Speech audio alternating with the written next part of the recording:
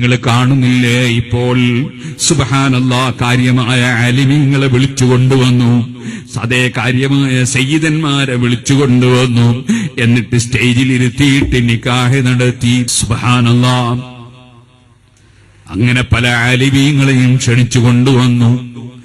ആ മഹാനായ ആലിം കല്യാണ വീട്ടിലേക്ക് കടക്കുമ്പോ ചുമലിന് തട്ടിയിട്ട് കുറെ സ്ത്രീകൾ ഇങ്ങനെ പോവുകയാണ്.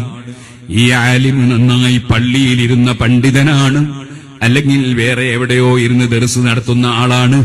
അദ്ദേഹത്തെ ഈ തലമറക്കാത്ത മാറുമറക്കാത്ത പെണ്ണിന്റെ കൂടെ ഇരുത്തി ഭക്ഷണം കൊടുക്കാൻ മടിയില്ലാത്തവർ, അതേ അവരുടെ ചുമലിൽ തട്ടി പോകുന്നതിനൊരു മടിയും ഇല്ലാത്തവർ, സുബ്ഹാനല്ലാഹ് അവിടുന്നും കഴിഞ്ഞു.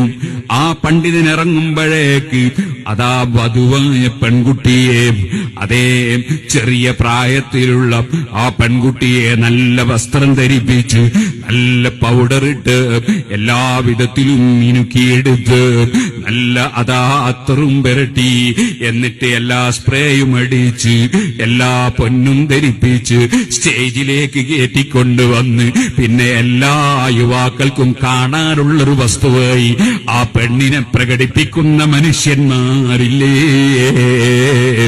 ഓ മനുഷ്യ, നിനക്ക് ഈമാൻ ഉണ്ടെങ്കിൽ നീ അല്ലാഹുവിന്റെ ഖുർആൻ അംഗീകരിക്കണ്ടേ?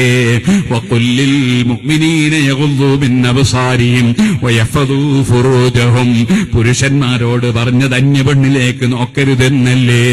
അതേ സ്ത്രീകളോടും പറഞ്ഞത്, അന്യപെണ്ണിനോടും പറഞ്ഞത് നീ പുരുഷന്മാരെ നോക്കി ആസ്വദിക്കരുതെന്നല്ലേ? അതിന്റെ പുറമേ വഖർന ഫീ ബുയൂതികുന്ന വലാ തബറജ്ന തബറുജൽ ജാഹിലിയ്യത്തിൽ ഊലാ വഅഖിംന സ്വലാത്ത്.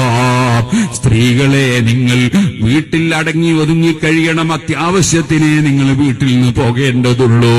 നിങ്ങളെ നിസ്കാരം പോലും നിങ്ങൾ വീട്ടിൽ വെച്ചാണ് നിർവഹിക്കേണ്ടത്.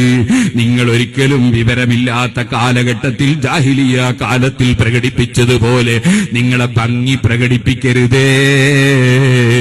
അതുപോലെ വൈദാ സഅൽതുമൂഹുന്ന മതാഅൻ ഫസ്അലൂഹുന്ന മിൻ വറാഇ ഹിജാബ്.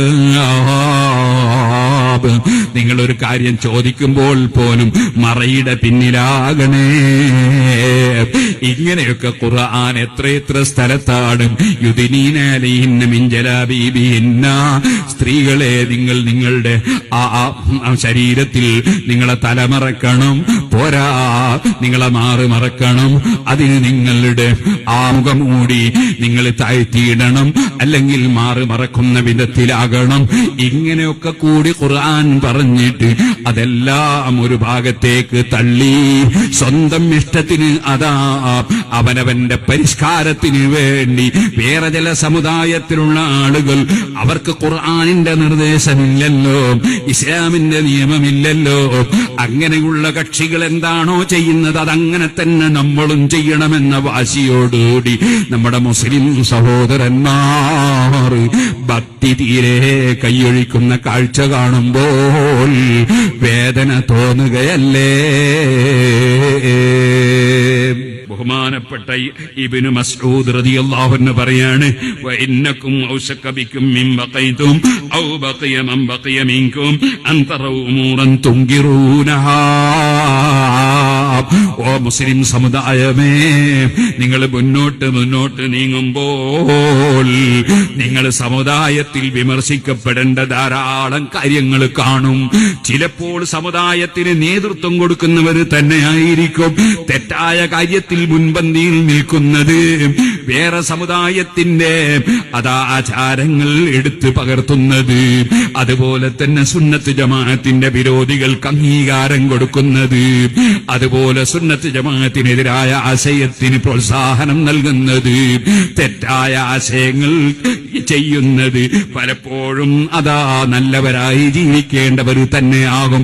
വിമർശിച്ചാലോ വിമർശിക്കുന്നവൻ വിമർശിക്കപ്പെടും, ആളുകൾക്കിടയിൽ കൊച്ചാക്കപ്പെടും. ഇന്നാ ലില്ലാഹ് നിങ്ങളെ ശ്രദ്ധയിൽപ്പെട്ടോ എന്നെനിക്കറിയില്ല. ഈ അടുത്ത ദിവസം ഞാൻ ഒരു ക്ലിപ്പ് കണ്ടപ്പോൾ വല്ലാതെ വേദനിച്ചു. ബിരുദധാരിയായ ഒരു ചെറുപ്പക്കാരന്റെ വിവാഹ ചടങ്ങിന് പാട്ട് പാടുന്ന കുറച്ചാളുകൾ നല്ല നീളക്കുപ്പായമിട്ടിട്ടുണ്ട്, തലയെക്കെട്ടണിഞ്ഞിട്ടുണ്ട്. എന്നാൽ ആ പാട്ട് പാടുന്ന ആ ചെറുപ്പക്കാർക്ക് അതൊന്നഴിച്ചു വെച്ചിട്ടെങ്കിലും അവരെ തോന്നിവാസം ചെയ്തുകൂടായിരുന്നോ? പാടുന്ന പാട്ട് പച്ച ഹറാമിലേക്ക്, ശഹ്വത്തിലേക്ക്, മനുഷ്യന്റെ മുമ്പിൽ പറയാൻ പറ്റാത്ത വിഷയത്തിലേക്ക് മനസ്സിനെ നയിക്കുന്ന തെറ്റായ പാട്ടുകൾ, സംസ്കാരമില്ലാത്ത പാട്ടുകൾ, മുസ്ലിം സമുദായത്തിലെ പണ്ഡിതന്മാരെ തന്നെ ചോദ്യം ചെയ്യപ്പെടാൻ കാരണമാകുന്ന പാട്ടുകൾ, ഇത്രയും വൃത്തികെട്ടൊരു സമൂഹത്തിലേക്ക് നമ്മൾ അതപ്പതിച്ചു പോവുകയല്ലേ? ഒരാള് പറഞ്ഞാലോ പറഞ്ഞവനെ ചോദ്യം ചെയ്യും, പറഞ്ഞവനെ നിസാരപ്പെടുത്തും. പലപ്പോഴും ജനങ്ങൾക്ക് മാതൃകയാകേണ്ടുന്ന ആളുകൾ, നേതാക്കള് തന്നെ ഒരിക്കലും പാടില്ലാത്ത പ്രവർത്തനങ്ങൾക്ക് എല്ലാ വിധത്തിലും ഒത്താശ നൽകുന്നു, അതിന് മുൻപന്തിയിൽ നിൽക്കുന്നു. അങ്ങനെയുള്ളൊരു കാലം വരുമെന്ന് ഇബ്നു മസ്ഊദ് റളിയല്ലാഹു അൻഹു പറയാണ്. ലാ തസ്തതിഊന ലാ ഖിറാ, അന്ന് നിങ്ങൾക്ക് വെറുപ്പ് പ്രകടിപ്പിച്ച് അതിനോട് പ്രതികരിക്കാൻ കഴിയാത്ത വിധത്തിലുള്ള ചുറ്റുപാടുണ്ടാകും. ഫബിഹസ്ബിൽ മർഇ മിൻകും മൻ യഅലമുല്ലാഹു മിൻ ഖൽബിഹി അന്നഹു ലാ കാരിഹ്. അപ്പോൾ ആ തെറ്റിനെ വെറുക്കുന്ന പട്ടികയിലെങ്കിലും നിങ്ങൾ പെട്ടേക്കണേ. നിങ്ങൾക്ക് പരസ്യമായി വിമർശിക്കാനും ചോദ്യം ചെയ്യാനും കഴിയുന്നില്ലെങ്കിലും, നിങ്ങൾക്ക് തടയാൻ കഴിയുന്നില്ലെങ്കിലും, മനസ്സുകൊണ്ട് വെറുക്കുന്ന കക്ഷികളിലെങ്കിലും നിങ്ങൾ ഉൾപ്പെട്ടേക്കണേ. എന്നാലെങ്കിലും റബ്ബിന്റെ അടുക്കൽ രക്ഷപ്പെട്ടാലോ.